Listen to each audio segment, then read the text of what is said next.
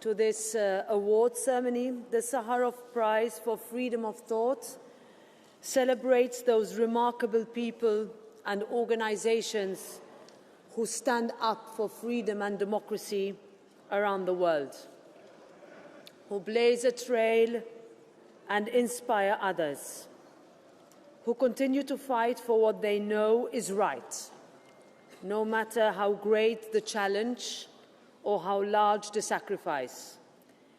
Its laureates form a roll call of champions of democracy, stretching back over 3 decades. And today, we welcome 2 more extraordinary people to that prestigious list. Journalist Andrzej Poczobut from Belarus and Mzia Amaglobeli from Georgia. Andrzej and Mzia cannot be with us today to recognize their achievements and their courage. They are imprisoned simply for doing their jobs, speaking out against injustice and persecution. Therefore, to accept this award on Andrzej Poczobut's behalf, we welcome his daughter, Jana Poczobut.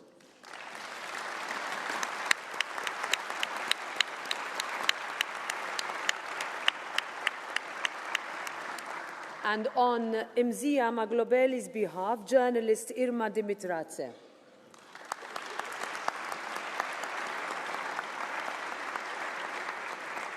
Dear Jana and dear Irma, thank you so much for being here today. As we do every year, I also want to welcome the Sakharov Prize finalists, Serbian students, the Red Crescent, the United Nations Relief and Works Agency, and the Palestinian Journalists Syndicate, who are up there with us.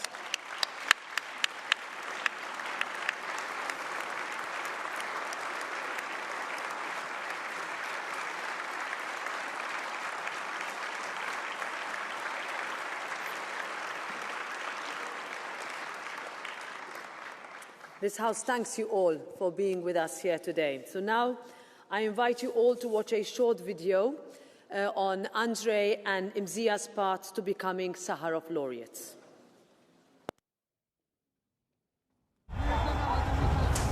We hear their voices, despite those trying to silence them.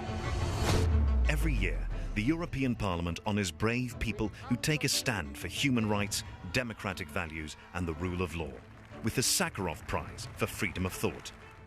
The 2025 Sakharov Prize for Freedom of Thought has been awarded to Andrzej Poczobut from Belarus and Mzia Amaglobeli from Georgia. Both are journalists currently in prison on trumped-up charges simply for doing their work and for speaking out against injustice. Belarusian-Polish journalist Andrzej Poczobut has dedicated years of his life to speaking out against the Lukashenka regime. Arrested several times since 2011, he was sentenced to 8 years in a penal colony in 2021. Andrzej Poczobut became a symbol of resistance and personal enemy of the dictator. Awarding the Sakharov Prize to Andrzej and fearless Mzia Amaglobeli from Georgia sends a strong message to all political prisoners. You are not alone, and journalism is not a crime. Mzia Amaglobeli, a Georgian journalist and media director, was arrested in January 2025 after joining anti-government protests and sentenced to 2 years in prison. She's the first female journalist to become a political prisoner in Georgia since independence in 1991, and a powerful voice for democracy and freedom of expression. An attack on Mzia is an attack on her values, and her fight is our fight for freedom and democracy in Georgia and therefore in Europe. And we must win.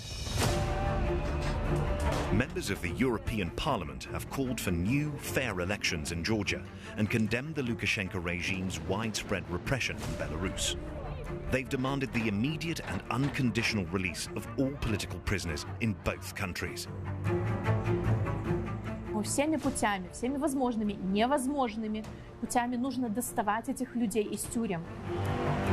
Parliament will continue to advocate for accountability, international investigations and stronger EU support for those fighting to protect democratic values worldwide. Those who take a stand when freedom is on the line.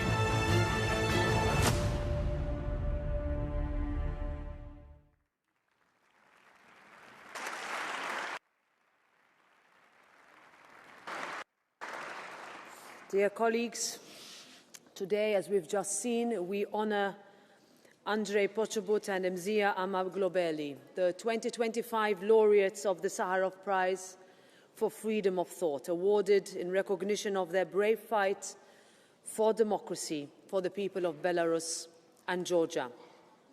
Our European democracy is built on freedom of thought and expression. We know how much these values are worth, and we will never surrender them. Free and independent media are a key part of putting these values into practice. This is why it is so fitting that this year's prize goes to two journalists who are risking everything to expose threats to democracy in their two countries. Andrzej Poczobut has spent years reporting on the oppressive regime in Belarus and advocating for the Polish minority in that country. He was arrested in 2021. Since then, he has been locked in solitary confinement in a concrete cage and denied any contact with the outside world. In court, one witness said his face was full of suffering, but in his eyes was determination, resilience, and bravery. Mzia Amaglobeli has worked for decades exposing corruption and human rights abuses in Georgia. She was arrested in January this year during democratic protests. On her 50th birthday, Mzia's friends tried to signal to her in prison from a nearby hillside with posters and balloons. She was unable to see them from her cell. But democracy cannot be silenced. And although they cannot be with us today, Andrzej and Mzia's urgent calls for democracy ring clear in this chamber and across our continent. This House stands in solidarity with Andrzej and Mzia in their struggle. We call for their immediate release, along with every person wrongfully imprisoned. Our determination will match the courage of those wrongly jailed and those still suffering behind bars. We will keep up the pressure until everyone is free. We will not forget them. We will never abandon them until the age of dictators is finally over, until Belarus is finally free. This Parliament sees what is happening in Belarus and in Georgia, and we are stepping up our efforts to aid those who seek to build a democratic future. So, dear Jana, dear Irma, you can rely on this House to continue speaking up for Andrzej, for Mzia, and for all those who long for freedom. Not just when the spotlight is on us like on today, but every day, because democracy takes work, it takes dedication, it takes the courage to act, even when the cost is unimaginably high. This is what this year's laureates teach us, and that is the spirit that this House must carry forward in everything we do. So it is now my privilege to hand over to Jana Poczobut, daughter and representative of the 2025 Sakharov laureate, Andrzej Poczobut. Dear Jana, the floor is yours.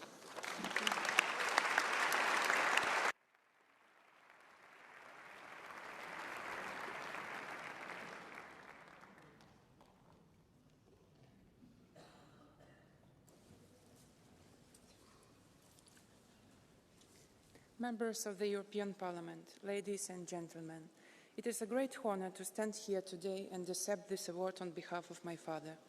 For our family, this moment is deeply emotional. For almost 5 years now, my family has lived with silence, uncertainty, and the absence of someone we love. And today I want to express my deepest gratitude to the European Parliament for remembering him, and for remembering all families who live with the same unanswered questions. Behind every name we read in reports, there is a home, a story, and people who wait. My father is not only a public figure, he is a husband, a son, a friend, and every day of these 5 years we have not known how he is, if he is safe. Yet every day we choose hope, because hope is the only thing that has not been taken from us. And my family is not alone. There are many families whose stories echoes to ours. Among them is the story of a Belarusian citizen, Mr. Mykolai Statkevich, who has disappeared without any information, without any contact, without any answers. His family wakes up every morning with the same fear and the same hope that we know so well. I mention his name today not as a political statement, but as a reminder that behind every silence there is a human life and a family that deserve to know the truth. When we speak these names aloud, they stop being statistics. They become real again. And that is why your attention, the attention of the European Parliament, matters so much. It preserves human dignity where everything else tries to erase it. I also want to express my sincere respect to other Sakharov Prize laureate this year, Ms. Mzia Amaglobeli from Georgia. Mzia, although you cannot be here today because you are currently imprisoned, your bravery reached this room. Your dignity, your commitment, and your strength inspire far beyond on the walls around you. I'm honored to share this moment with you. Your story reminds us that the struggle for human rights is universal. It does not belong to one country. And I stand in this hall, I think of families across different nations who live in uncertainty or separations. Families who wait for news that never comes. Families who try to hold on to hope even when they feel it's slipping away. My own family has been changed forever. The absence of my father is something we learn to live with, but never to accept. We did not choose this path, but we choose every day to believe in him and to believe that the truth and dignity still matter. And although he cannot see this hall today, I hope he somehow knows he is not forgotten. You show that even when a person is taken away, their principles cannot be taken away. And even when someone is silenced, their voice continues to speak through others. Your recognition cannot change the past, but it gives us something extremely precious for the future, the belief that justice and humanity still have a place in this world. To everyone who works every day to protect human dignity, to help those in need, and to bring hope where hope is needed the most, thank you. And finally, to all families who wait for news about the people they love, I wish you strength, I wish you peace, and I hope that one day every story will receive its answer. Thank you very much.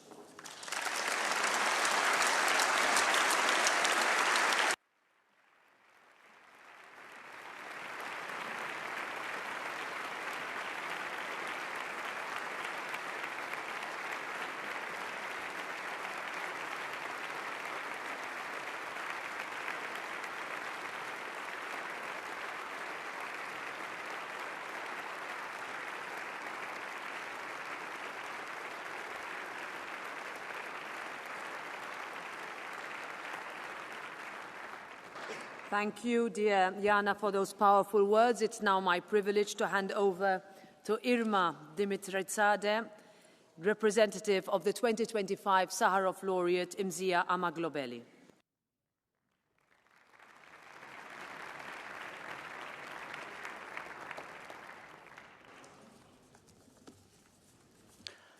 Greetings, dear members of European Parliament. Greetings to my fellow citizens in Georgia and Kamarjoba Mzia. I'm here representing her, hoping that she can see or hear me from her prison cell. At least so far she has the TV there. It is very difficult to be here because I have different roles. I'm a Georgian citizen. I'm a citizen of a country which is on the verge of losing hard-fought and hard-won democracy and independence and human rights. I'm a journalist whose profession has been criminalized, who doesn't know how to write a simple news in a way that these hostile legislations that we have adopted, that the regime has adopted in our country, doesn't put me in jail. but also I'm a person who has to represent someone very close and dear to her. I've known Mzia since I was a teenager. I will put it very short. If my own mother, a single mother of two, raised me as a person in a hardship and poverty, Mzia raised me as a professional. She's like a mother to me. And it's been terrible days when I had to wake up with the uncertainty, fearing for her life.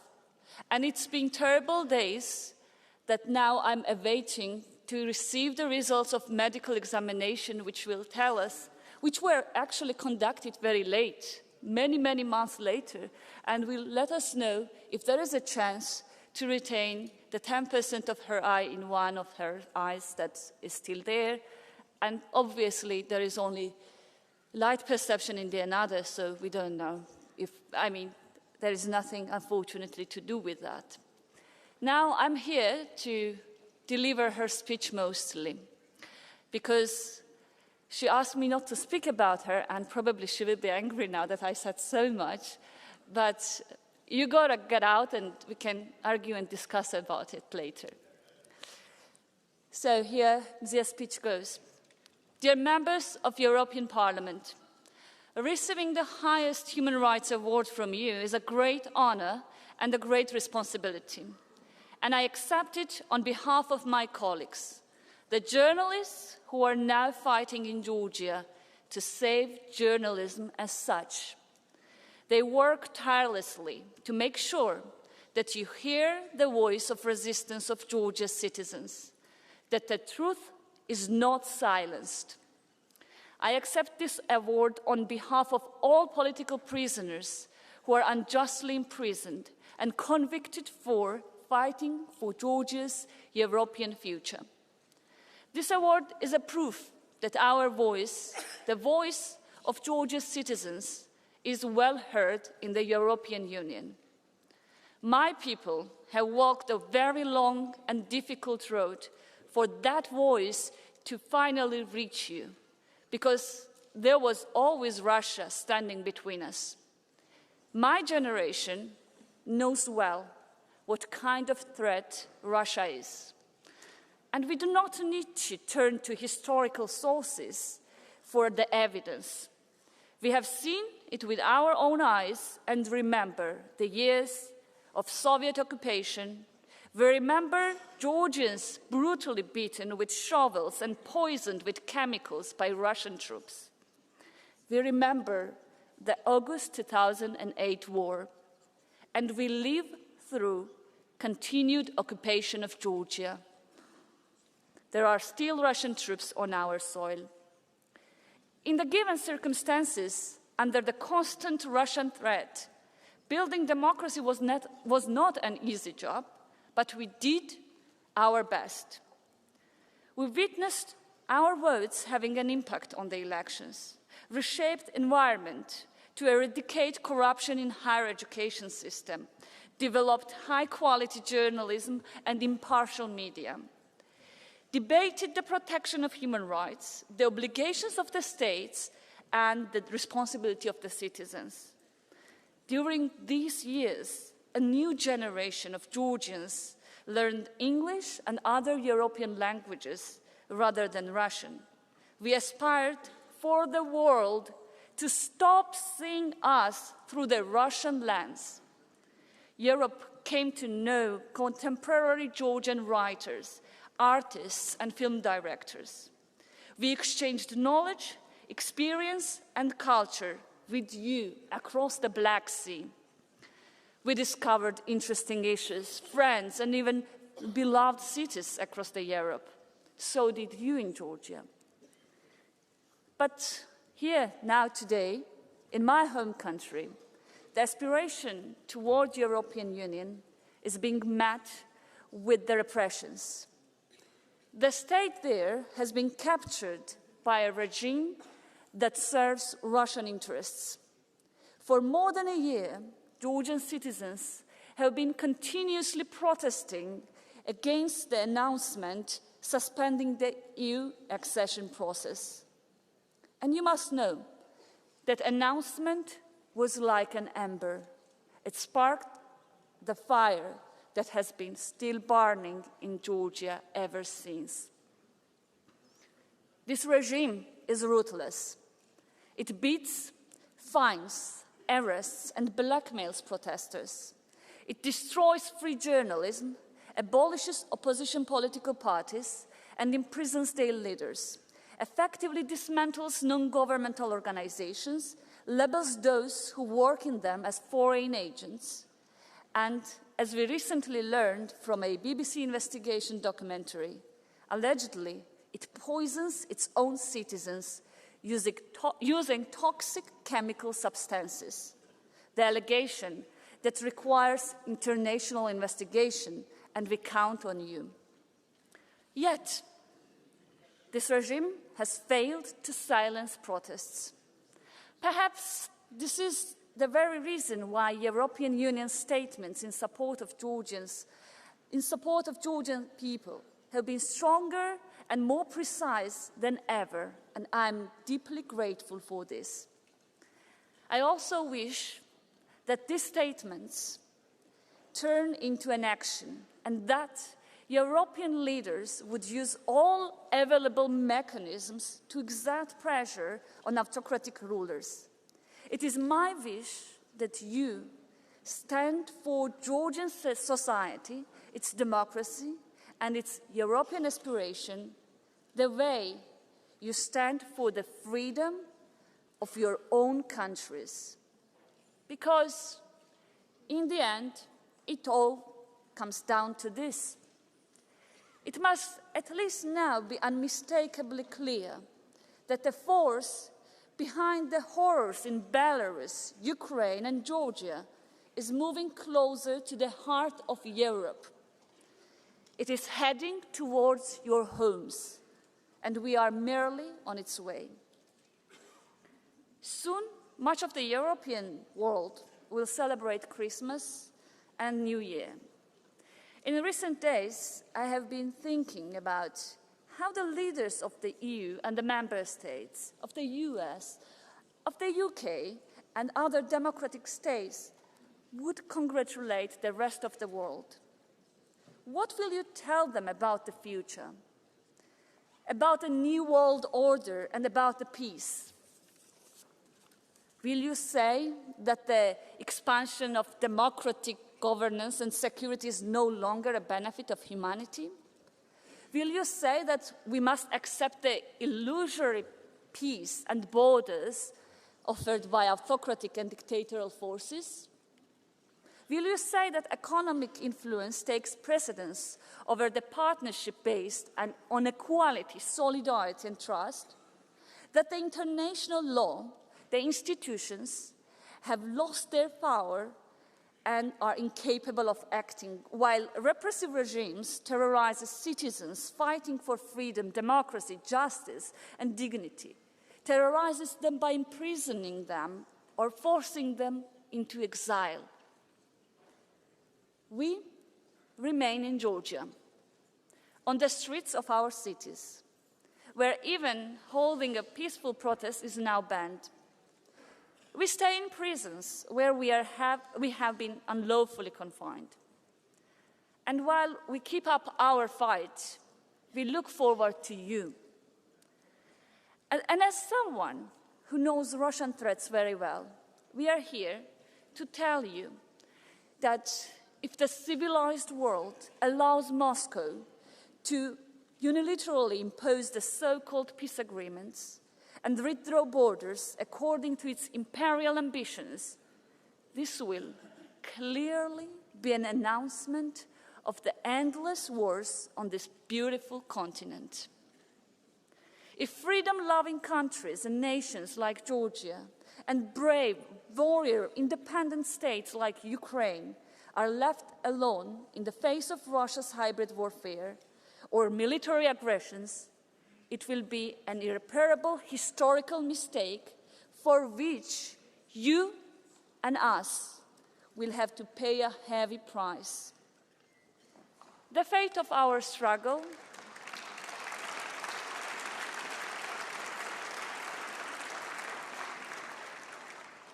The fate of our struggle doesn't depend on us alone, because our struggle is not only about us. We need your solidarity and support, the solidarity of the people of Europe and of free individuals across the world. Fight with us, fight for us. Fight as you would fight for the freedom of your own countries. Use every mechanism at your disposal and do so before it's too late. I believe this is possible. I believe in free, democratic and strong Europe. Thank you.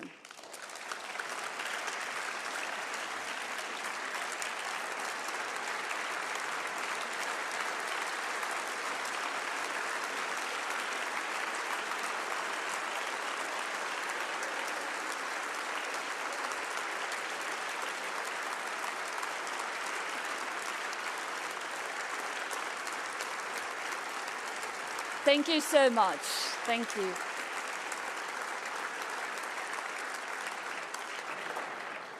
I want to add additional remark what I was telling Madam President on our way.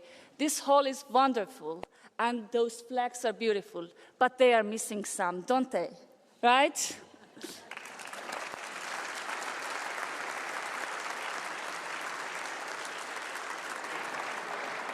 Thank you. Thank you very much for those impactful words. We will now take a photo with the certificate.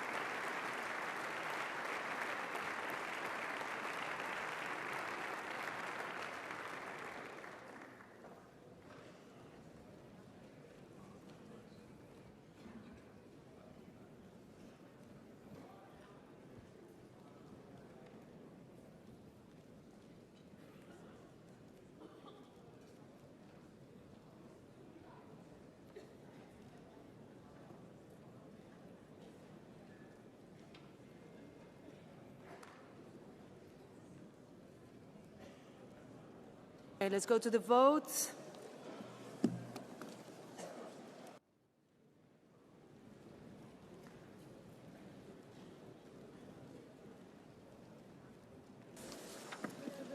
So we will start with the report of Gabriel Mato, bilateral safeguard clause of the EU-Mercosur Partnership Agreement and the EU-Mercosur Interim Trade Agreement for agricultural products. We will have